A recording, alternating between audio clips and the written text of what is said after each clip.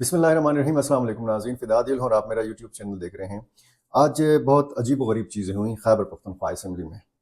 जो दावा किया जाता रहा कि जी पीटीआई का वोट बैंक जो है वो इंटैक्ट है, वो कहीं गया नहीं है। तो हमने इसी तरह देखा कि खैबर पख्तूनख्वा असेंबली में तहरीक इंसाफ के जो हिमायत याफ्ता आज़ाद उम्मीदवार थे उनकी अक्सरियत आ गई। लेकिन ये जो मुंतखब लोग हैं, इनमें से 3 लोग फिसले हैं। आज जब स्पीकर और डिप्टी स्पीकर का इंतखाब हुआ तो इसमें ये पता चला कि सुन्नी इत्तेहाद कौंसिल या दूसरे अल्फाज में आप पाकिस्तान तहरीक इंसाफ कह सकते हैं, इनके 3 अरकान जो हैं, इन्होंने अपनी पार्टी के उम्मीदवार को वोट नहीं दिया। इन्होंने वोट दिया अपोजिशन को।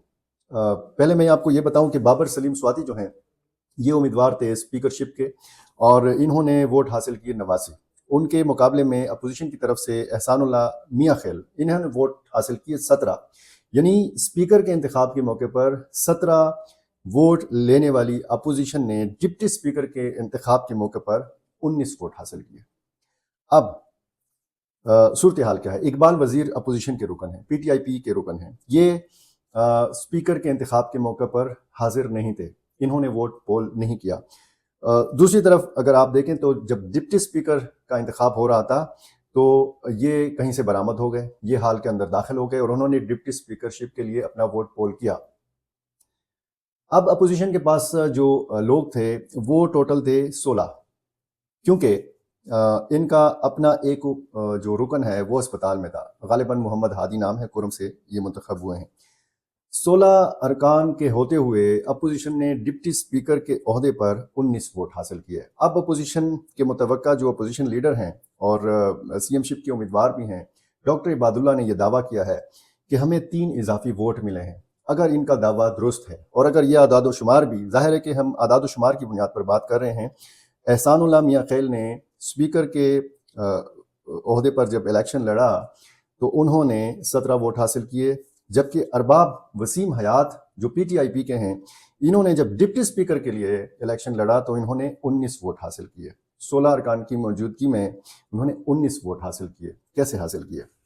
अब सूरत हाल ये है कि एक तो कहा जा रहा है कि अरबाब वसीम हयात जो हैं, चूँकि पीटीआईपी में मौजूदा हैं और इससे पहले वो तहरीक इंसाफ में थे, तो तहरीक इंसाफ के जो पुराने एमपीएस हैं उनके साथ उनकी दोस्ती है और इसी दोस्ती का 3 अरकान ने हक अदा किया है और उन्होंने अरबाब वसीम हयात को वोट दिए हैं। इस तरह टोटल उनके 19 वोट बने और डिप्टी स्पीकर की जो कामयाब उम्मीदवार थीं, जो बनी, उन्होंने बाकायदा हल्फ भी उठाया, सुरैया बीबी, उन्होंने 87 वोट हासिल किए, जबकि बाबर सलीम जो स्पीकर मुंतखब हुए हैं उन्होंने 89 वोट हासिल किए।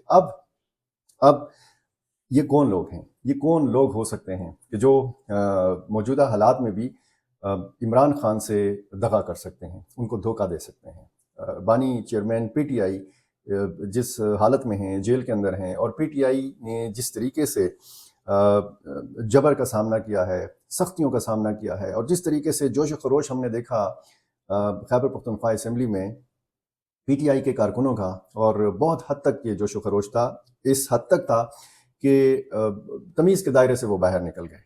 ये माजरत के साथ मैं ये अल्फाज इस्तेमाल कर रहा हूँ, लेकिन ऐसा ही हुआ। जो अखलाकियात का जनाजा निकलते देखा हमने खैबर पख्तूनख्वा असेंबली में, पहले दिन भी और दूसरे दिन भी। जो कुछ हुआ सोबिया शाहिद के साथ, मुस्लिम लीग नून की जो खातून रुकन हैं, उन्होंने भी रद्द अमल में गड़ी लहराई, उन्होंने भी रद्द अमल में लोटा लहराया, उन पर जूता फेंका गया।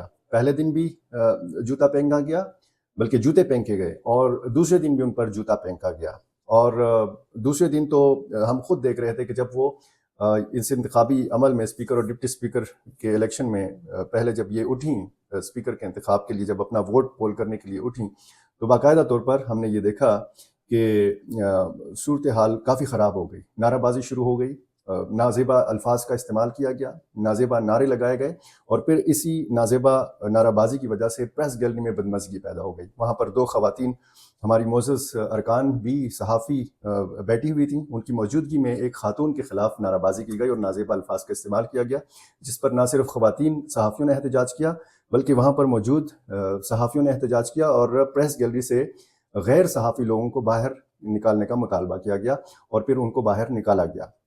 ये सारी सूरत हाल हमने आज देखी, और अब कल इंतखाब होगा वज़ीर आला खैबर पख्तूनख्वा के ओहदे के लिए।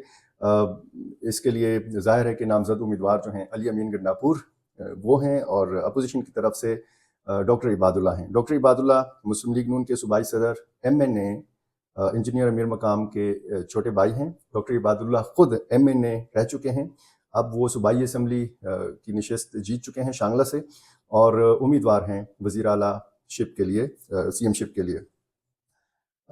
یہ ممکنہ طور پر اپوزیشن لیڈر بھی ہوں گے۔ دوسری طرف اگر ہم دیکھیں تو نگران وزیر اعلیٰ خیبر پختونخوا سید ارشد حسین شاہ نے وزیر اعلیٰ ہاؤس خالی کر دیا ہے، اور اسی طرح کی خبر علی امین گنڈاپور کے حوالے سے بھی ہے کہ انہوں نے اسپیکر ہاؤس سے نقل مکانی کر لی ہے، ہجرت کر لی ہے، اور باقاعدہ پورے پروٹوکول کے ساتھ وہ وزیر اعلیٰ ہاؤس منتقل ہو چکے ہیں۔ دوسری طرف ایک جو دلچسپ صورتحال تھی کہ اس سے پہلے جو اسد کیسر صاحب ہیں، انہوں نے اپنے بھائی کو نامزد کروایا تھا عمران خان کے ذریعے، عاقب اللہ ان کا نام ہے، نامزدگی ان کی ہوئی تھی اسپیکر کے عہدے کے لیے، لیکن بیچ میں کیا ایسی گیم کھیلی گئی کہ عاقب اللہ کا نام راتوں رات ڈراپ ہوا اور امیدوار بنے بابر سلیم سواتی۔ اس کے لیے کہا جا رہا ہے کہ تحریک انصاف کے اندر بہت ساری صورتحال جو ہے اندر خانے خراب ہے۔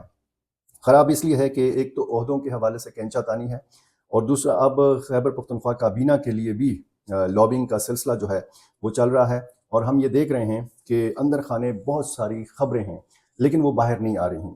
یہ کامیابی ہے تحریک انصاف کی قیادت کی کہ اندر خانے جو ایک دوسرے سے اختلاف رائے ہے یا اختلافات ہیں یا زیادہ حاصل کرنے کی جو کوششیں ہیں، ان کی خبریں زیادہ تر باہر نہیں آ رہی ہیں۔ لیکن آج میری خصوصی نظر تھی عاقب اللہ صاحب کے اوپر، وہ باقاعدہ اس پورے پروسیس میں بیٹھے رہے، بڑا تحمل کے ساتھ انہوں نے یہ سارا پروسیس دیکھا، باقاعدہ جہاں پر ڈیسک بجانے کا عمل ہوتا تھا تو وہ بھی ڈیسک بجاتے تھے، جہاں پہ مسکرانا بنتا تھا وہ مسکراتے تھے، اور دل بڑا کر کے انہوں نے یہ سارا پروسیس اپنی نظروں کے سامنے دیکھا۔ انہوں نے اپنی نظروں کے سامنے دیکھا کہ بابر سلیم سواتی صاحب کے جن کا نام ڈپٹی اسپیکر کے لیے لیا جا رہا تھا وہ اسپیکر بن گئے۔ انہوں نے باقاعدہ پھر جب مشتاق غنی نے اپنا چارج چھوڑا اور ان کو گلے لگایا، ان کو مبارکباد دی، تو یہ سارا منظر عاقب اللہ صاحب دیکھ رہے تھے۔ PTI کے اندر میری کچھ لوگوں سے بات ہوئی، اور انہوں نے کہا کہ PTI کے اندر بڑی مزاحمت تھی عاقب اللہ صاحب کے نام کے حوالے سے، جس طرح کی مزاحمت علی امین گنڈاپور کے نام کے حوالے سے تھی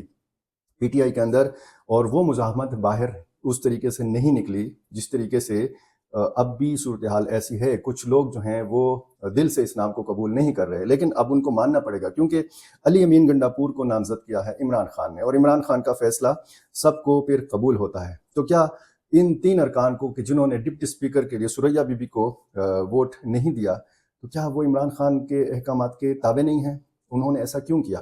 اب یہ پتہ کون لگائے گا کہ وہ 3 لوگ کون ہیں؟ آنے والے جب مراحل ہوں گے تو اس میں جب خفیہ رائے شماری ہوگی تو اس کا مطلب یہ ہے کہ اگر اس یک طرفہ مقابلے میں 3 لوگ پھسل سکتے ہیں، وہ اپوزیشن کو ووٹ دے سکتے ہیں، تو کیا آنے والے دنوں میں مزید بھی کچھ ایسے ارکان ہو سکتے ہیں کہ وہ خفیہ رائے شماری میں اپنی پارٹی کا ڈسپلن فالو نہ کریں؟ کیونکہ سینٹ الیکشن بھی آ رہا ہے، سینٹ الیکشن میں بھی ظاہر ہے کہ اپوزیشن تو اتنی تگڑی نہیں ہے، عددی اعتبار سے آپ دیکھیں تو انتہائی کمزور اپوزیشن ہے، لیکن اس کے باوجود ایک رکن کا بھی پھسلنا موجودہ حالات میں یہ بہت الارمنگ صورتحال ہے، یہ خطرے کی گھنٹی ہے، اور تحریک انصاف کی قیادت کو اب یہ معلوم کرنا ہوگا کہ اس کی صفوں کے اندر ایسا کون ہے کہ جو عمران خان کا غدار ہے، کہ جو اپوزیشن سے پس پردہ ملا ہوا ہے، اپوزیشن کے ارباب وسیم حیات کے ساتھ کسی کی دوستی ہے یا کسی کی دوستی نہیں ہے۔ یہ ایک بہت بڑی الارمنگ صورتحال ہے کہ 3 لوگ اپوزیشن کو ووٹ دیتے ہیں، اور یہ اگر دعویٰ درست ہے ڈاکٹر عباد کا اپوزیشن کا، تو پھر تحریک انصاف کی قیادت کو سوچنا ہوگا، اور پارلیمانی پارٹی کو بھی سوچنا ہوگا کہ ایسے کون لوگ ہیں کہ جو موجودہ حالات میں بھی اس قسم کا قدم اٹھا سکتے ہیں۔ آنے والے دنوں میں پتہ چلے گا کہ کون خیبر پختونخوا کابینہ میں جگہ بناتا ہے۔ پشاور میں بہت نامی گرامی جو ان کے MPs ہیں وہ لگے ہوئے ہیں، ایک تو کابینہ میں اندر جگہ بنانا، اور پھر پرکشش جو عہدے ہیں، جو محکمے ہیں، جو وزارتیں ہیں، ان پر ہاتھ صاف کرنا۔ اب یہ سٹرگل رہ گئی ہے، حکومت سازی مکمل ہونے جا رہی ہے خیبر پختونخوا میں بھی۔ دیکھنا اب یہ ہے کہ خیبر پختونخوا اور مرکز کے معاملات کیسے چلتے ہیں، تو ان سارے معاملات پر ہماری نظر ہے۔ نئی ڈیولپمنٹس کے ساتھ پھر آپ کی خدمت میں حاضر ہوں گے۔ بہت شکریہ۔